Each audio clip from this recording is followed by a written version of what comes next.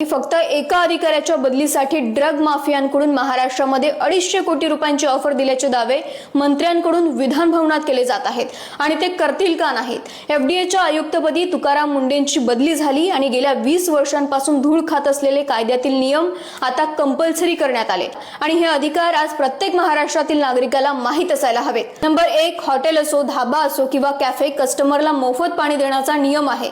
कोणतंच हॉटेल तुम्हाला पाण्याची बॉटल घेण्यासाठी फोर्स करू शकत नाही, त्यामुळे तुम्ही हॉटेलमध्ये गेल्यानंतर नॉर्मल पाणी मागू शकता। नंबर 2, समोसा, वडापाव सारखे पदार्थ पार्सल घेण्याआधी ते कशामध्ये गुंडाळतात हे सुद्धा तपासा, कारण न्यूजपेपरमध्ये देत असतील तर न्यूजपेपरवर देण्यावर बंदी आहे, कारण न्यूजपेपरच्या शाईने कॅन्सर सारखे घातक आजार सुद्धा होऊ शकतात। आणि नंबर 3, स्ट्रीट फूड स्टॉलवर किंवा हॉटेलमध्ये वापरले जाणारे तेल तपासा, जर ते काळे पडले असेल तर ते वारंवार वापरले गेलेले तेल आहे आणि असं करण्यावर बंदी आहे, कारण अशा तेलामुळे गंभीर आजार होऊ शकतात। अधिकाऱ्याने नियम बनवले म्हणून आपण निवांत बसून चालणार नाही।